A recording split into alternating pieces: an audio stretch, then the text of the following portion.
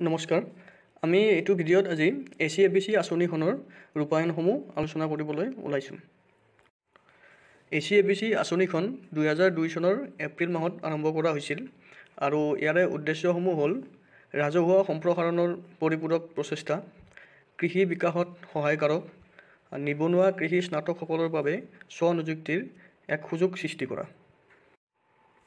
কৃষি ক্লিনিক আৰু কৃষি ব্যৱসায় কেন্দ্ৰৰ ধাৰণাসমূহ হ'ল কৃষি ক্লিনিক কৃষকসকলক বিভিন্ন প্ৰযুক্তিৰ ওপৰত বিশেষজ্ঞৰ পৰামৰ্শ আৰু সেৱা প্ৰদান কৰা, যি শস্য পশুৰ উৎপাদনশীলতা বৃদ্ধি কৰিব আৰু কৃষকসকলৰ উপাৰ্জন বৃদ্ধি নিশ্চিত কৰিব। কৃষি ব্যৱসায় কেন্দ্ৰ প্ৰশিক্ষিত কৃষি পেছাদাৰীসকলৰ দ্বাৰা স্থাপিত কৃষি উদ্যোগৰ বাণিজ্যিক গোট।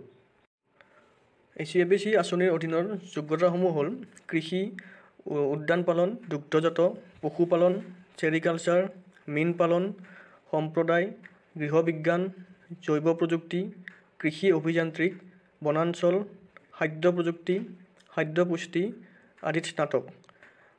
তাৰোপৰিও ডিপ্ল'মা 50% নম্বৰৰ সৈতে কৃষি আৰু সহযোগী বিষয়ত স্নাতকোত্তৰ ডিপ্ল'মা, কৃষি আৰু সহযোগী বিষয়ত স্নাতকোত্তৰ, মধ্যৱৰ্তী পৰ্যায়ত কৃষি সম্পৰ্কীয় পাঠ্যক্ৰম কমেও 55% নম্বৰৰ সৈতে, কৃষিৰ 60% নম্বৰৰ সমলৰ সৈতে UGCৰ দ্বাৰা স্বীকৃত ডিগ্ৰী পাঠ্যক্ৰম।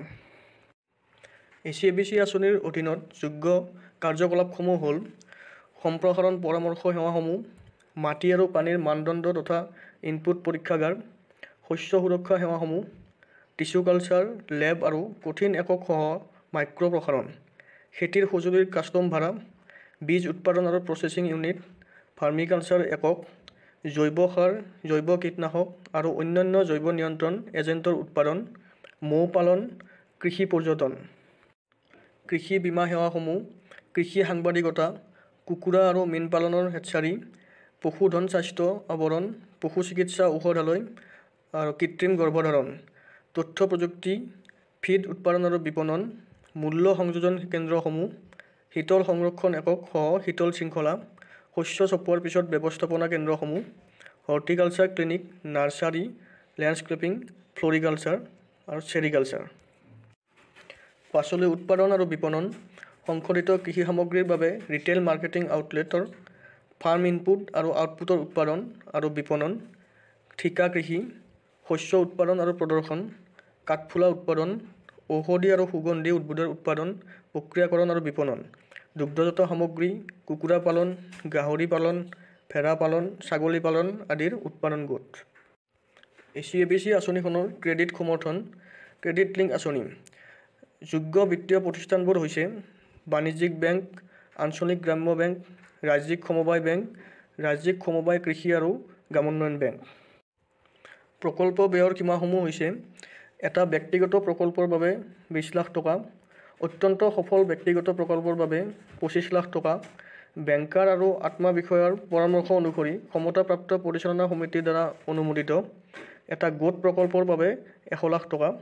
আঁচনিখনৰ অধীনত কমেও 5 জন প্ৰশিক্ষিত ব্যক্তিক লৈ গঠিত এটা গোটৰ দ্বাৰা স্থাপিত, যাৰ ভিতৰত এজন ব্যৱস্থাপনা পৃষ্ঠভূমিৰ হ'ব পাৰে। সহায়ৰ আৰ্হিসমূহ বেংকে মূলধন ৰাজসাহায্যপ্ৰাপ্ত মহিলাসকলৰ বাবে প্ৰকল্প ব্যয়ৰ 44%, অনুসূচিত জাতি জনজাতি আৰু পাহাৰীয়া ৰাজ্যৰ বাবে, আন সকলোৰে বাবে 37%। টাৰ্ম লোন নিৰ্ধাৰিত মূলধন ব্যয়ৰ সৈতে মিশ্ৰিত প্ৰকৃতি আৰু এটা অপাৰেটিং চক্ৰৰ বাবে কাৰ্যকৰী মূলধন। বেংক লোন প্ৰকল্প ব্যয় মাৰ্জিন সাপেক্ষ। 5 লাখ টকাৰ ঋণলৈকে কোনো মাৰ্জিন ধন নাই। প্ৰকল্পটোৰ টোটেল প্ৰজেক্ট কষ্টৰ কমেও 10% মূল্য মূলধন ৰূপত দিব লাগিব। এজন প্ৰাৰ্থীলৈ ৰাজসাহায্যৰ লাভালাভ 2 গুণলৈকে সম্প্ৰসাৰিত কৰা হৈছে। নিম্নতম 3 বছৰৰ লক-ইন পিৰিয়ড থাকিব। ৰাজসাহায্যৰ অনুমোদন প্ৰক্ৰিয়াসমূহ কৃষি উদ্যোগে প্ৰকল্পৰ প্ৰস্তাৱটো বেংকত দাখিল কৰিব।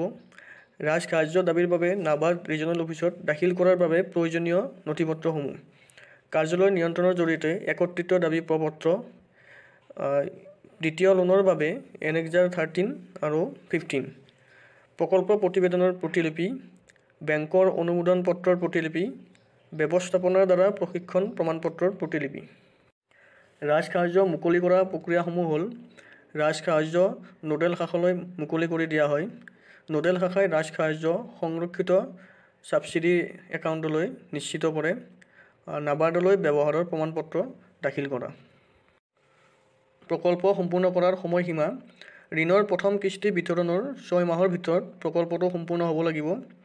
অনুমোদিত 6 মাহৰ বাবে শিথিলতা নিৰ্ধাৰিত সময়ৰ ভিতৰত প্ৰকল্প সম্পূৰ্ণ নহ'লে ৰাজ সাহায্যটো ঘূৰাই লোৱা হ'ব। ACABC আঁচনিখনৰ কাৰ্যকৰী সমস্যাসমূহ ৱৰ্কিং কেপিটেল সমস্যা ACABC নিয়ম অনুসৰি ৰাজ সাহায্য কেৱল নগদ ঋণ সীমাত নহয় ম্যাদী ঋণতহে যোগ্য। নিম্নতম মূলধন ব্যয় ACABC নিৰ্দেশনাৱলীত নিৰ্ধাৰণ কৰা হৈছে যে প্ৰকল্পটোৰ মুঠ বিত্তীয় আয়ৰ কমেও 10% মূল্য মূলধন ৰূপত হ'ব লাগে। অসম্পূৰ্ণ প্ৰস্তাৱ অসম্পূৰ্ণ দাবীবোৰ সঠিক নথিপত্ৰ আৰু প্ৰাসংগিক তথ্য সংলগ্ন নকৰাকৈ নাবাৰ্ডলৈ প্ৰেৰণ কৰা হয়। ACABC আঁচনিখনৰ নতুন নিৰ্দেশনা আৰু পৰিৱৰ্তনসমূহ 18 পৰা 60 বছৰ বয়সৰ প্ৰাৰ্থীসকল এই আঁচনিখনৰ বাবে যোগ্য। অৱসৰপ্ৰাপ্ত বিষয়াসকল আঁচনিখনৰ অধীনত ৰাজ সাহায্যৰ বাবে যোগ্য নহয়। বেংকবোৰে ঋণৰ আবেদন প্ৰক্ৰিয়া কৰিব আৰু 15 দিনৰ সময়সীমাৰ সৈতে গ্ৰহণ বা অগ্ৰাহ্যৰ সিদ্ধান্ত ল'ব। ঋণ মঞ্জুৰ কৰাৰ পিছত আৰু ঋণৰ প্ৰথম কিস্তি বিতৰণ কৰাৰ পিছত বেংকে ঋণৰ প্ৰথম কিস্তি বিতৰণৰ তাৰিখৰ পৰা 30 দিনৰ ভিতৰত নাবাৰ্ডৰ ওচৰত দাবী দাখিল কৰিব লাগিব। যৌগিক ঋণ আঁচনিখনৰ অধীনত সহায়ৰ বাবে যোগ্য। ধন্যবাদ।